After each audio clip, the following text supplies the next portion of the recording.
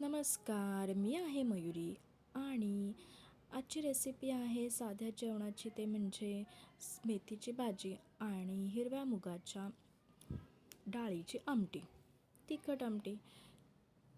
तर 2 दिवसापूर्वी मी गेले होते हळदी कुंकवाला माझ्या मैत्रिणीकडे आणि तिथे गेल्यानंतर आम्ही हळदी कुंकू झाल्यानंतर दोघी गप्पा मारत होतो. तर गप्पा मारताना ती मला बोलली की मयुरी, तुझे व्हिडिओ खूप दिवस झाले व्हिडिओ येत आहेत पण तुझे कुकिंगचे व्हिडिओ येत नाही आहेत. तर तेव्हा मला असं वाटलं, खूप बरं वाटलं की माझे व्हिडिओ बघण्याची इच्छा होते आहे समोरून. भले माझी मैत्रीण समोरून का बोलली असे ना, भले मला कमेंट का आलेले असे ना, पण कोणीतरी मला सांगतं आहे की तुझे व्हिडिओ खूप दिवस आले नाही आहेत, बघितले नाही आहेत, तर आज काय स्पेशल बनवलं आहे. तर आपण काय स्पेशल बनवलं आहे हे बऱ्याच जणांना बघायचं असतं. सो मला ते ऐकून खूप बरं वाटलं. मग म्हटलं साध्यातले साधं जेवण जरी असलं तरी आपण थोडंसं व्हिडिओ करण्याचा प्रयत्न करूया. तर त्यासाठी हा पण व्हिडिओ बनवला होता.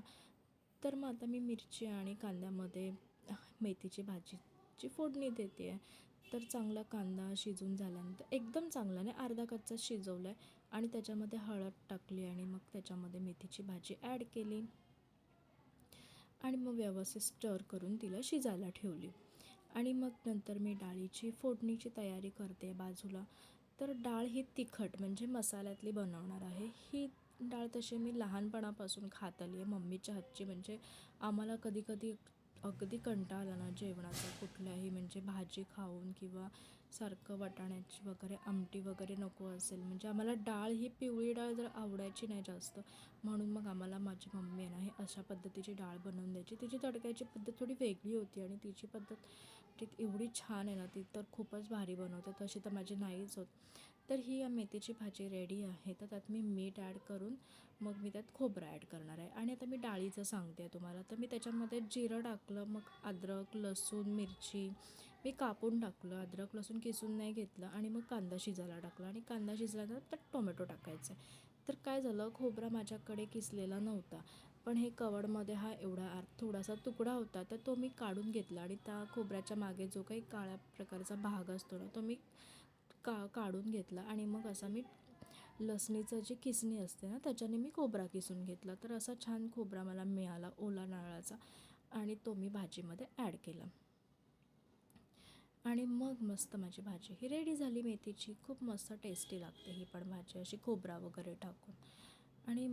आणि मग मी आले डाळीच्या फोडणीकडे. तर कांदा शिजला होता, मग मी लगेचच त्याच्यामध्ये टोमॅटो ॲड केला आणि मग लाल मिरची पावडर आणि हळदी पावडर, बस एवढंच त्याच्यामध्ये केक टाकलं.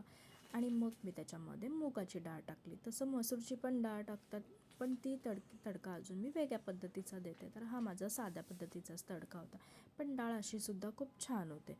मग मस्तपैकी डाळीला कड घेतला आणि थोडं शिजल्यानंतर त्याच्यामध्ये बटाटा टाकला. तर बटाटा कापताना आमचे बाबा आले आणि मला सांगितलं की बटाटा उभा कापायचा, त्याच्याने तो लवकर शिजतो. चौकोनी ठोकळे कापले की तो लवकर शिजत नाही. पण बरोबर आहे ते, तसं केलं तरच बटाटा लवकर शिजतो. म्हणून मग मी बटाटे उभे कापले आणि मग त्याच्यामध्ये ॲड केले. मग मी कोथिंबीर ॲड केली त्याच्यामध्ये. कोथिंबीर मस्तपैकी कापून, कोथिंबीरने ना प्रत्येक जेवणाला टेस्ट येते, प्रत्येक भाजीला टेस्ट येते. अगदी फिश असू दे, मटण, चिकन, भाजी, डाळ, आमटी काही असू दे, प्रत्येक जेवणाला. काही भाज्यांमध्ये नाही कोथिंबीर ॲड करत, लाईक मेथी वगैरे काही गोष्टी आहेत त्याच्यामध्ये नाही ॲड करत, पण बऱ्याचशा गोष्टी आहेत डाळीसारख्या, आमटीसारख्या, त्याच्यामध्ये कोथिंबीर टाकली ना तर एकदम भारी टेस्ट येते.